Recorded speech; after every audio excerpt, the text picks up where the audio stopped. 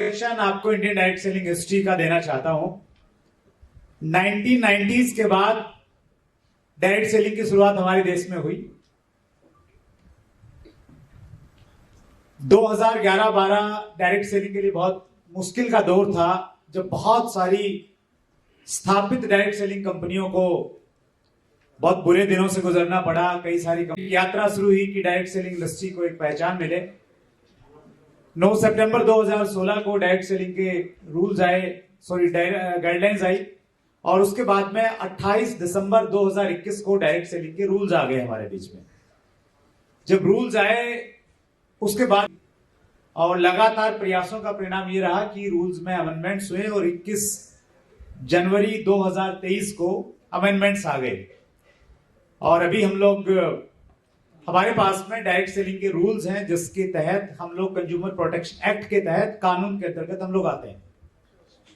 एक नई चीज में और आपको जानकारी देना चाहता हूं, बहुत कम लोगों को शायद उसके बारे में जानकारी होगी। कानून है आईपीसी, सीआरपीसी और द इंडियन एविडेंस एक्ट। इन तीनों की जगह पे भारत सरकार एक बहुत महत्वपूर्ण निर्णय लेने जा रही है कि भारतीय न्याय संहिता के रूप में एक नया कानून आएगा जो इन तीनों को रिप्लेस करेगा कहीं ना कहीं। इस कानून की वजह से बहुत सारा फेरबदल होगा बहुत सारी चीजों में। इसी कानून में भारतीय न्याय संहिता के अंतर्गत इकोनॉमिक ऑफेंस की एक डेफिनेशन आई लगभग 6 महीने पहले, और इकोनॉमिक ऑफेंस की डेफिनेशन में मल्टी लेवल मार्केटिंग को भी शामिल कर लिया गया है। यानी कोई भी एंटिटी, कोई भी कंपनी अगर मल्टी लेवल मॉडल को लेकर अगर काम कर रही है तो इकोनॉमिक ऑफेंस के तहत वो आएगी। जैसे कि एक आम व्यक्ति को अगर डायरेक्ट सेलिंग में जुड़ना है तो कैसे तय करे कि ये सही कंपनी या गलत कंपनी है।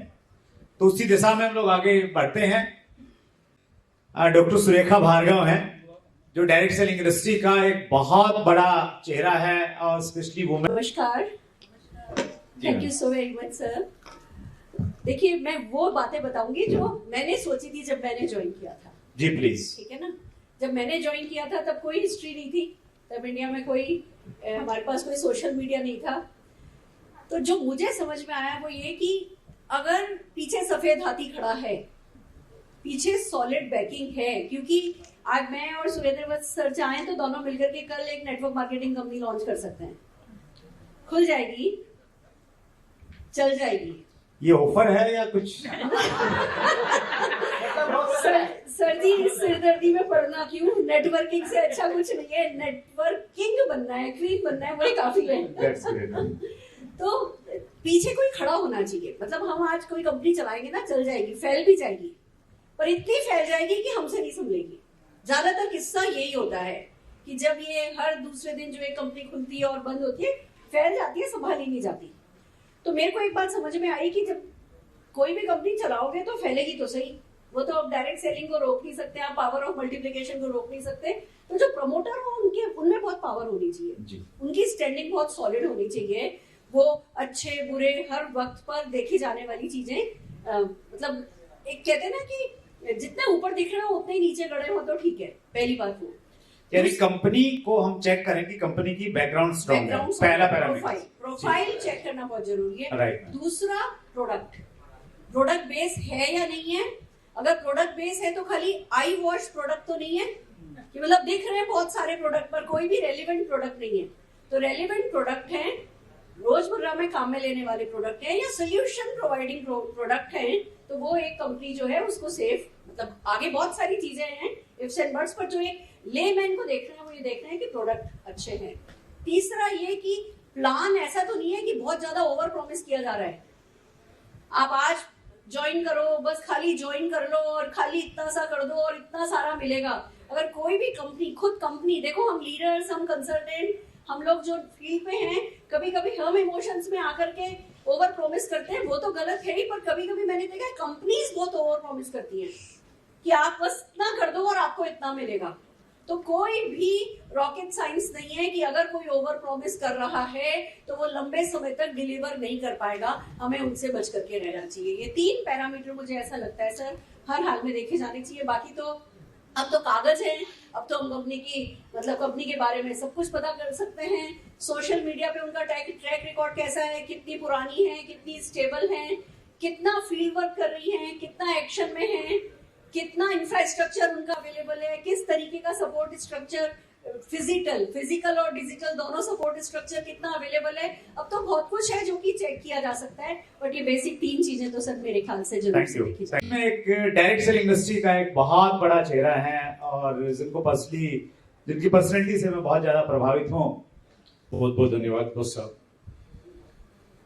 90% लोग डायरेक्ट सेलिंग में सिर्फ पैसा कमाने आते हैं, जबकि डायरेक्ट सेलिंग में पैसा आता है ये सच है, लेकिन सिर्फ पैसा आता है ये सच नहीं है। डायरेक्ट सेलिंग के साथ बहुत सारी चीजें जुड़ी है जो पैसों के साथ इंसान को चाहिए।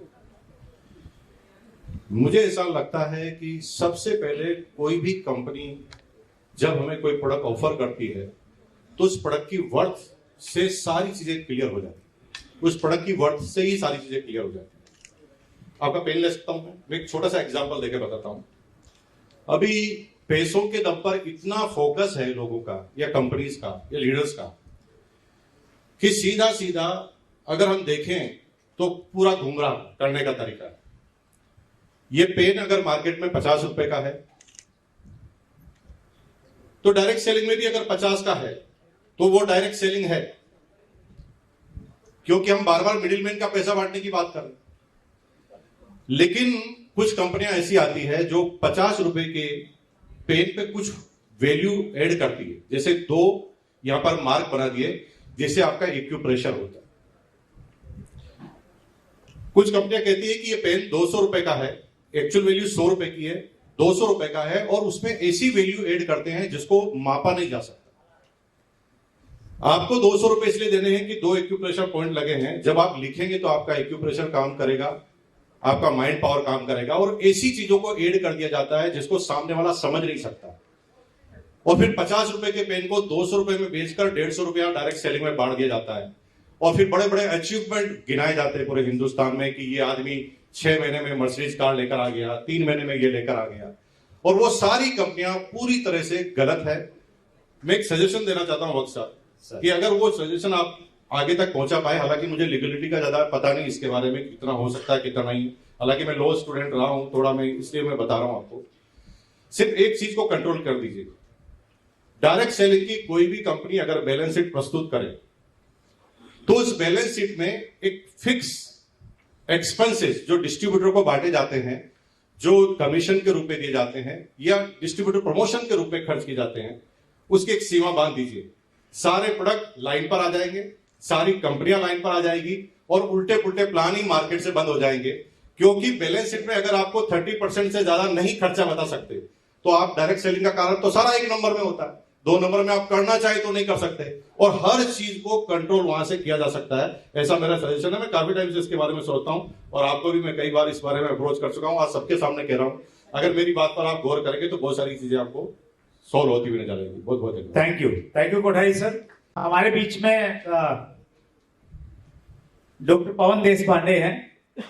सर, आपका तजुर्बा क्या कहता है, किस तरीके से हम देश में एथिकल कंपनियों को प्रमोट करें, अनएथिकल चीजों को कैसे रोका जा सकता है? थोड़ा सा अपना इंट्रोडक्शन भी देंगे। जी डॉक्टर साहब। मैं डॉक्टर पवन देशपांडे, बेसिकली मैं PhD हूँ, सिविल इंजीनियरिंग में MBA किया है, मार्केटिंग और HR में, और मैं स्पेशल प्लानर हूँ और सेफ्टी ऑडिटर करके हूँ गवर्नमेंट के इसमें।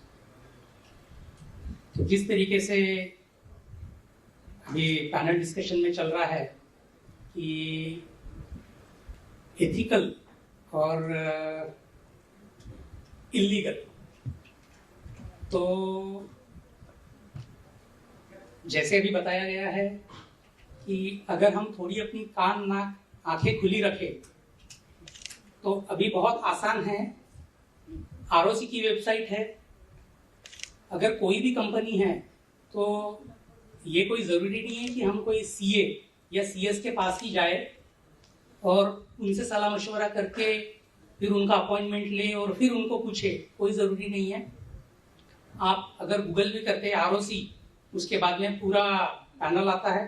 आप इवन कंपनी का नाम भी डालते हैं, उसके पता से लेके पैन नंबर, GST नंबर कब तक है, और अभी जिस तरीके से कंपनियों को कंपलसरी कर दिया गया है, अगर वो पुरानी कंपनी है तो you can see the P&L account of that company as well, कि कितना इसका नेटवर्थ है, सही में नहीं है, या कितना प्रॉफिट हुआ है, क्या हुआ है।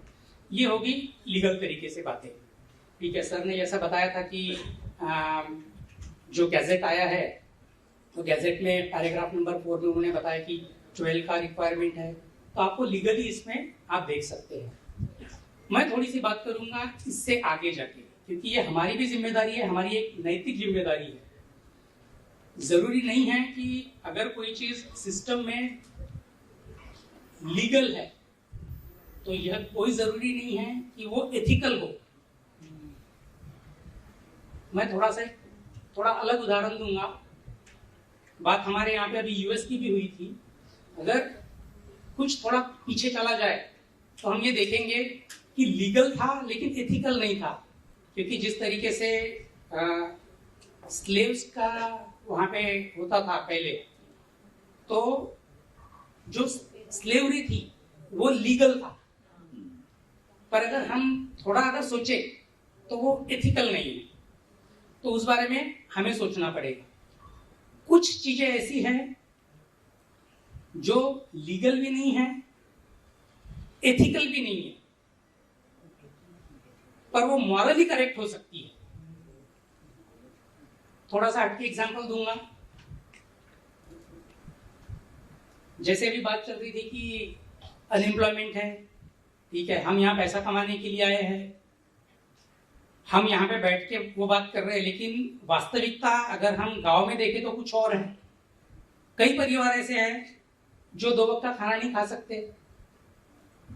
अगर ऐसी कोई चीज है कि मेरा अगर परिवार भूखा मर रहा है, मैं कुछ नहीं कर पा रहा हूं, और उस समय में अगर कोई खाना ले रहा हूं या चुरा रहा हूं मेरे परिवार के लिए, तो लीगली देखा जाए तो इलीगल भी है, अनएथिकल भी है, पर मॉरली अगर मुझे जिंदा रहना है, मेरे परिवार को पालना है, तो वो मॉरली ठीक है।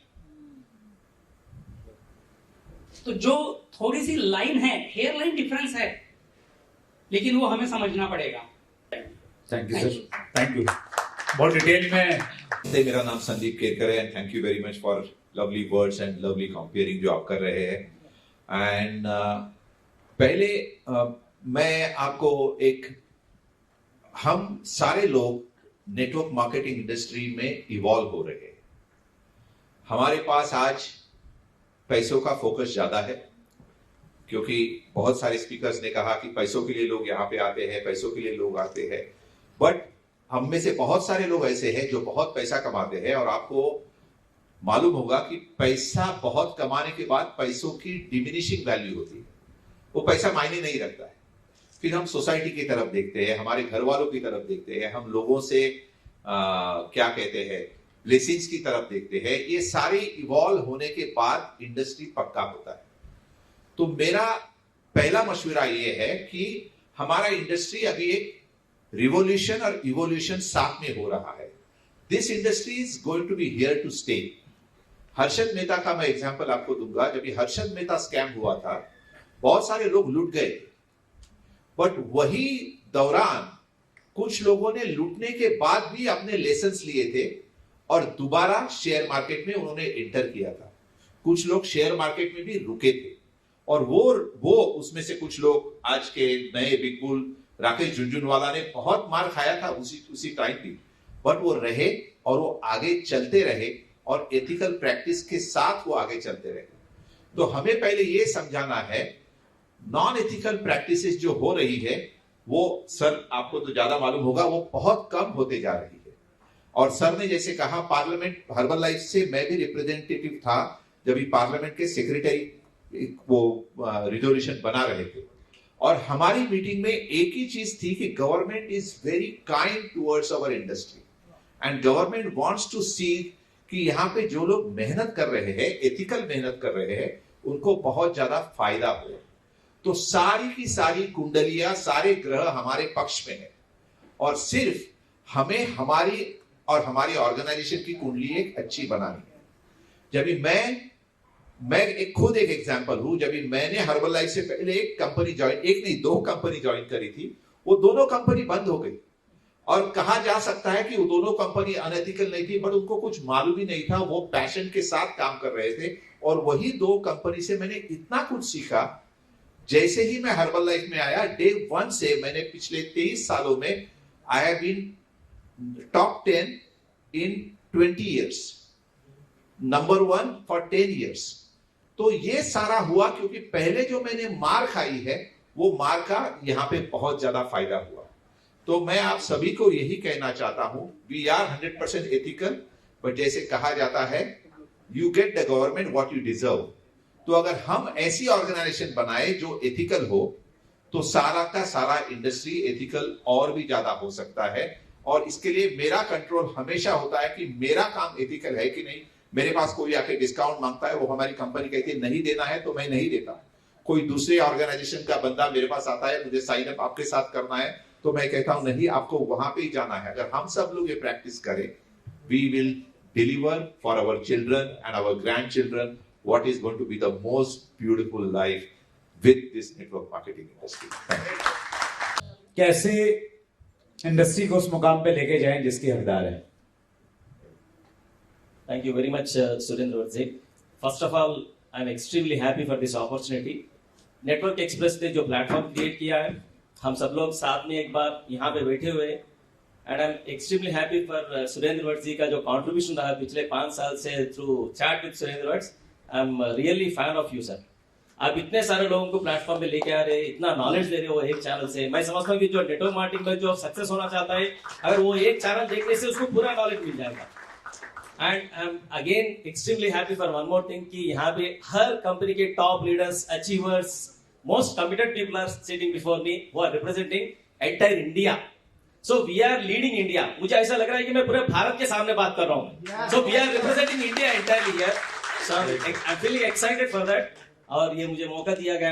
एंड मैं मेरा थोड़ा इंट्रोडक्शन दे देता हूँ। मैं इससे पहले परमाणु ऊर्जा विभाग में, डिपार्टमेंट ऑफ एटॉमिक एनर्जी में 22 साल काम किया था मैं as a stenographer. I was in central government department. उससे पहले मैं प्राइवेट में भी काम किया था 1-7 साल। My life started as very very poor in financial conditions. 3 बार खाने के लिए भी नहीं मिलता था। वो स्टेज से मैं शुरू हुआ मेरा जिंदगी। एक्चुअली ज्यादा पढ़ भी नहीं सका सब। एक्चुअली 10+2 किया, बस उतना ही। लेकिन नेटवर्क मार्केटिंग में मैं 2002 से मैं एंटर हुआ। मैं कभी भी मैं अकेले को मैं इंट्रोड्यूस नहीं करता हूँ। We are 3 brothers. I have other 2 brothers sitting with me here. मेरा नाम जगन्नाथ शास्त्री है, उनका नाम राम शास्त्री एंड प्रकाश शास्त्री है। सो हम तीनों को शास्त्री ब्रदर्स के नाम से जाना जाता है हम तीनों। सो हमारा टीम का भी नाम है team SBT, Shastri brothers team. तो हम तीनों आज नेटवर्क मार्केटिंग में, जैसा साहब ने कहा, डिफरेंट कंपनीज एथिकल के बारे में जो बात हम लोग कर रहे हैं, नेटवर्क मार्केटिंग के नाम से, डायरेक्ट सेलिंग इंडस्ट्री के नाम से इतने सारे अनएथिकल कंपनीज आ चुके हैं कि आज लोग MLM बोलने के लिए डरते कि मैं MLM के काम करता हूं। एक्चुअली इतना प्राउडली हमें काम करना चाहिए, क्योंकि इसमें पूरा जिंदगी बदल रहा है। एक्चुअली हम बहुत सारे लोगों को जिंदगी बदल रहे हैं। हम लोग सिर्फ हम अचीव नहीं कर रहे, हम लोग फाइनेंशियली साउंड नहीं हो रहे, लेकिन हमारे जरिए हम लोग बहुत सारे लोगों को, हजारों लोगों को हम लोग जो है ना अचीव करा रहे हम लोग। सो एक्चुअली ना कंपनीज तो ठीक नहीं है, हमें तो आइडेंटिफाई करना है कंपनीज को। अभी बहुत सारे रूल्स एंड रेगुलेशंस आ गए, प्लेटफॉर्म अवेयरनेस बहुत बढ़ गया। जैसे मैडम ने भी कहा था कि 20 साल पहले, 15 साल पहले इतना अवेयरनेस नहीं था जो आज है। सो डेफिनेटली हमें बहुत अवेयर रहना चाहिए कि फास्ट मनी नहीं मिले, बस उतना ही। सर जहां पे भी अगर फास्ट मनी कुछ मिल रहा है तो अनएथिकल है सर। वो काम करने पे ही पैसे मिलना चाहिए, प्रोडक्ट बेस होना चाहिए, और कंपनी का बैकग्राउंड होना चाहिए, और मेहनत पे पैसे मिलना चाहिए। ऐसा नहीं होना कि चंद महीने में ही हम लोग अमीर बन जाए। 3 से 5 साल काम करें तो ही अमीर बन सके, ऐसा होना चाहिए। तभी हम लोग बोल सकते हैं कि इट इज एथिकल एक्चुअली।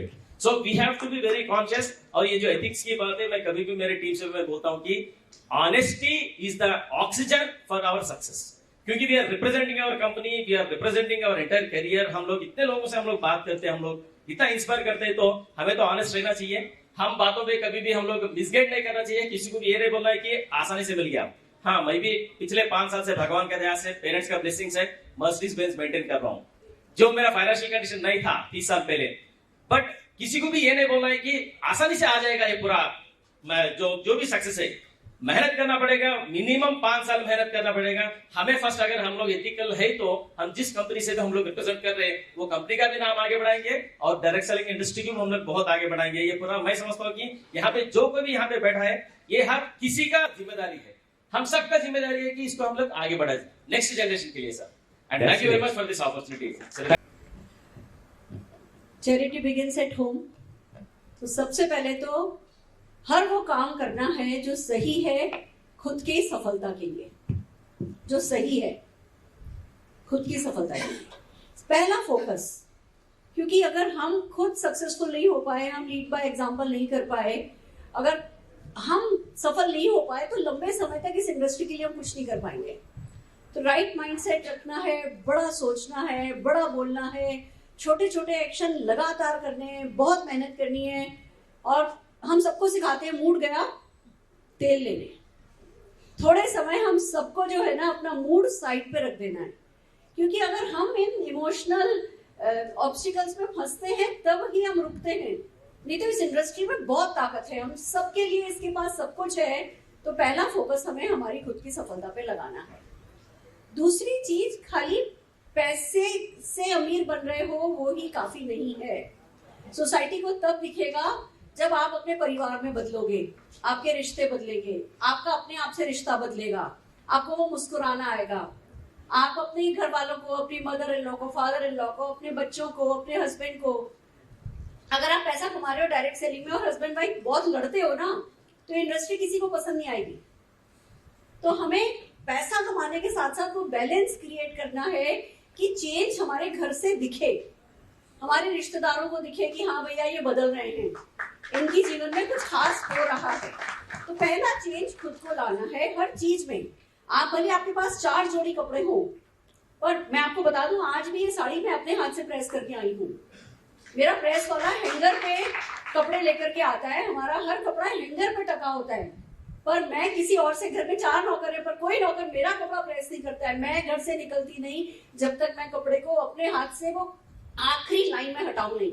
4 ही जोड़ी कपड़े से शुरू हुई थी और आज ना करते 300 स्क्वायर फीट पे मेरी वॉक इन वार्डरोब है। So that's the success we can achieve. But शुरुआत वही होगी, अपने आप को प्रेजेंट करना है। जो आपका फुट फॉरवर्ड हो वो आपका बेस्ट फुट फॉरवर्ड होना है। पेशेंस रखनी होगी, अच्छा इंसान बनना होगा, कुछ चीजों को इग्नोर करना होगा, दूसरों को भी माफ करो, खुद को भी माफ करो। किसी भी तरीके की नेगेटिविटी, मैं एक ही बात कहती हूँ, हर वो सोच, हर वो व्यक्ति, हर वो चीज जो आपको फ्यूचर फोकस होने में, अभी राइट एक्शन करने से रोके, उस चीज से दूर होना होगा थोड़े समय के लिए।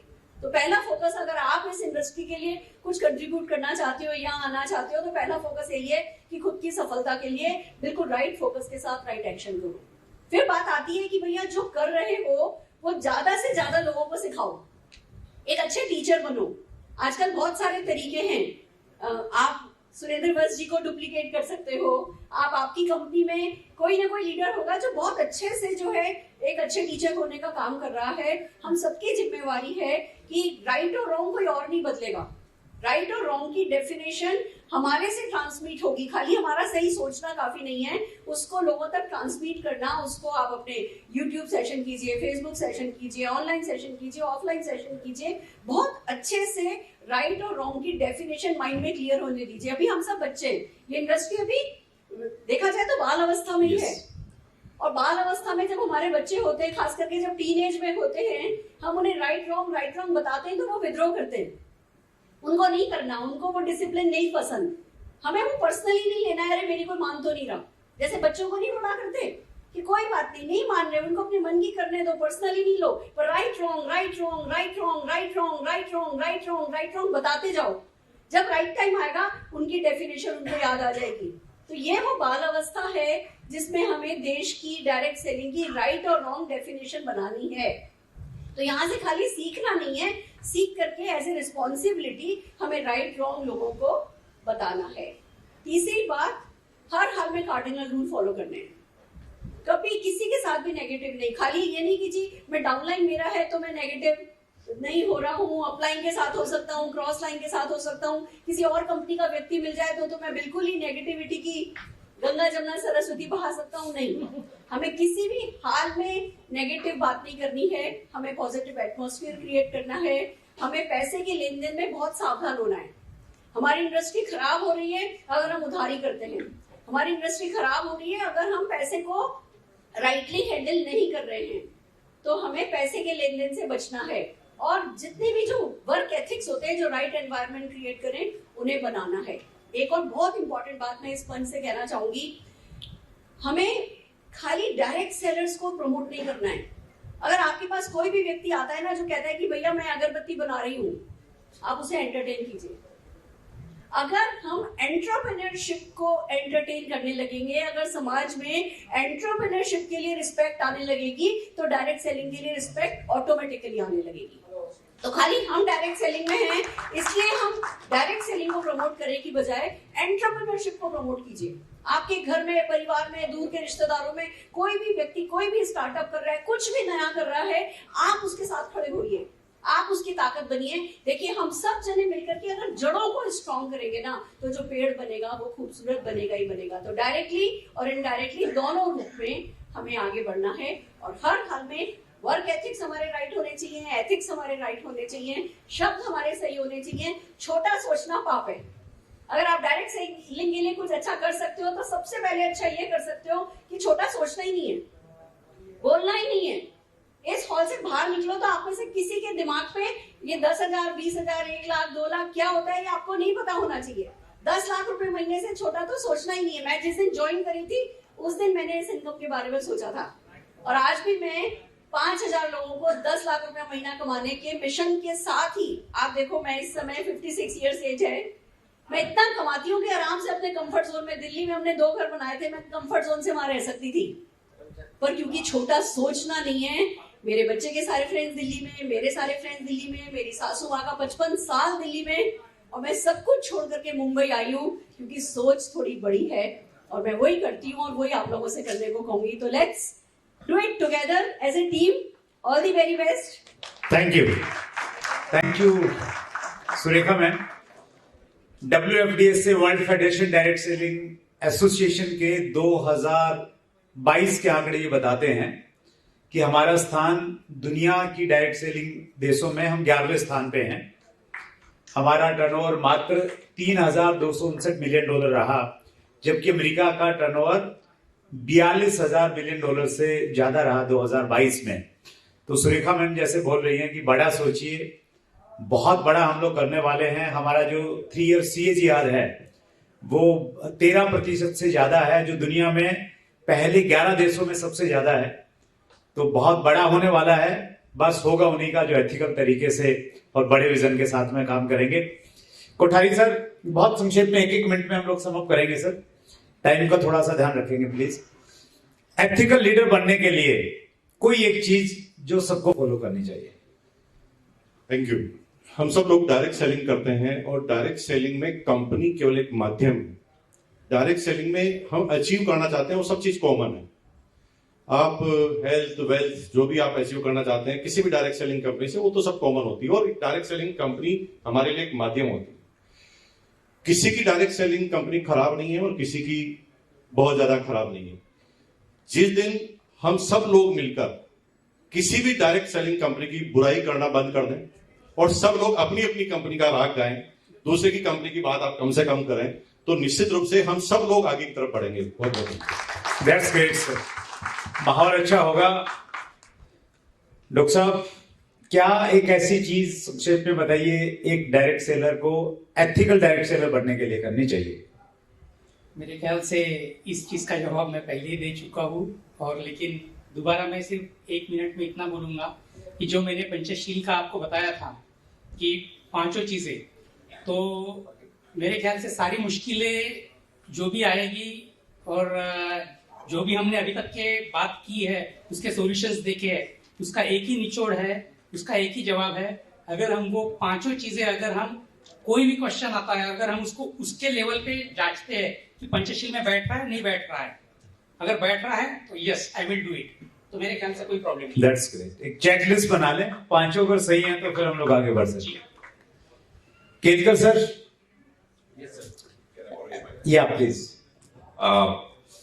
हम खुद अगर एथिकल बनेंगे तो पूरा का पूरा इंडस्ट्री एथिकल बनेगा। हर एक की रिस्पॉन्सिबिलिटी है, it's a common collective responsibility. और जैसे हॉर्स के ब्लाइंडर्स रहते हैं, अपने बारे में जो जो काम आप कर रहे हैं वो एथिकल करिए, rest everything will happen automatically.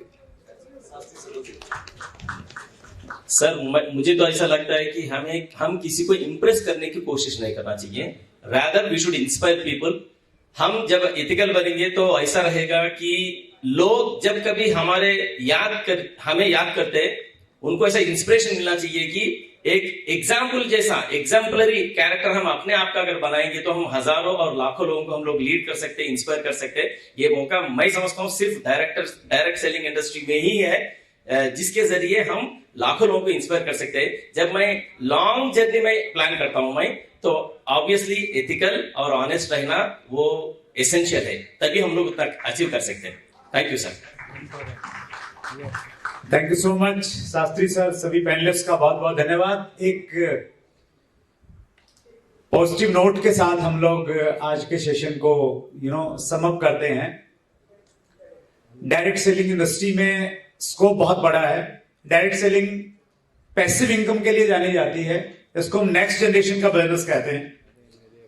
इस प्रकार का मॉडल है कि हमारे बाद में हमारी अगली पीढ़ी को ये बिजनेस ट्रांसफर होता है और वो वहां से शुरू करते हैं जहां हम लोग खत्म करके उनको देते हैं।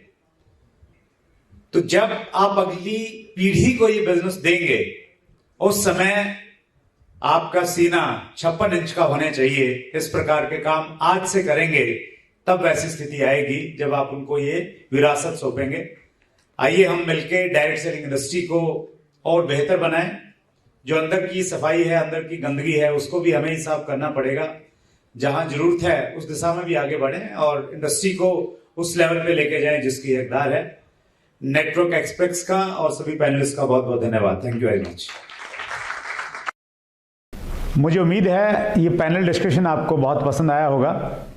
अगर आपको अच्छा लगा ये पूरा पैनल डिस्कशन या इसके कुछ पार्ट भी आप इस्तेमाल कर सकते हैं, लेकिन इसकी ज़रूरत है लोगों तक पहुंचाने की और ये बताने की कि सही और गलत कंपनी में कैसे फ़र्क पैदा करें। अगले मंगलवार को रात्रि 8 बजे फिर एक बड़ी शख्सियत से मुलाकात होगी। अपना ख्याल रखिएगा। बहुत बहुत धन्यवाद।